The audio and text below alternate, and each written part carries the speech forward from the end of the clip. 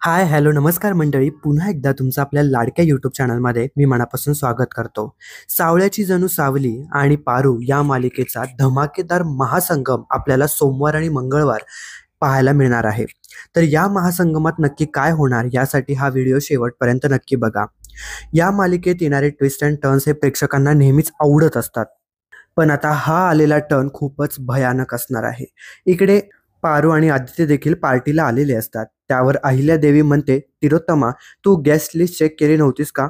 कोण पण येतं आणि आपल्या पार्टीमध्ये एन्जॉय करतं, हे मला चालणार नाही." ती पारू आणि आदित्य या दोघांनाही टोचून बोलत असते. मग तिथून पारू आणि आदित्य यांना धक्के मारून ती बाहेर काढते आणि दरवाजा लावून घेते. या सगळ्याच गोष्टी त्यांना दोघांनाही खूप अपमानास्पद वाटतात. घरात देखील बऱ्याच लोकांना हे सगळं आवडलेलं नसतं. तर दुसरीकडे सारंग मोबाईलवरती सगळ्यांना एक व्हिडिओ दाखवतो. तो व्हिडिओ प्रत्येकाच्या मोबाईलवरती आलेला असतो. मग सारंग एका व्यक्तीला कॉल करतो आणि म्हणतो, "ही गोष्ट जर खोटी असेल तर माझ्यासारखं वाईट कोणीच नाहीये." एक प्रकारे तो धमकी देतो.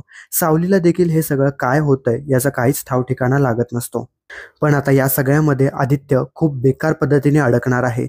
इकडे आदित्यला पकडण्यासाठी पोलीस किर्लोस्कर वाड्यात येतात आणि मग सर्वांसमोर पोलीस ठामपणे सांगतात, "एक खून झालाय आणि या खुनाच्या प्रकरणाखाली मी आदित्य किर्लोस्कर यांना अटक करत आहे." कारण आदित्यच्या शर्टवरती रक्ताचे डाग असतात.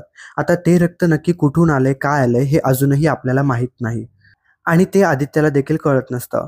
सर्वांसमोरून त्याला बेड्या ठोकतात आणि आदित्य किर्लोस्कर याला पोलीस घेऊन जात असतात. तरी देखील अहिल्यादेवी काहीच बोलत नाहीत ना आपल्या मुलाला वाचवण्याचा त्या प्रयत्न करत असतात. शेवटी आदित्यला गाडीत बसवलं जातं.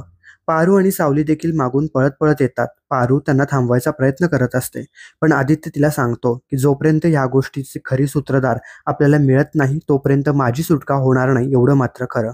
आता सावली आणि पारू या दोघी मिळून कुटुंबावर आलेलं हे संकट कसं दूर करणार हे पाहणं रंजक ठरणार आहे. या अस्तित्वाच्या लढाईत नक्की कोण जिंकणार हे पाहण्यासाठी झी मराठी या वाहिनीवरील हा महासंगम तुम्हाला नक्की बघायचा आहे. अशाच अपडेटसाठी आपल्या चॅनलला सबस्क्राईब करा. पुन्हा भेटूयात, तोपर्यंत काळजी घ्या.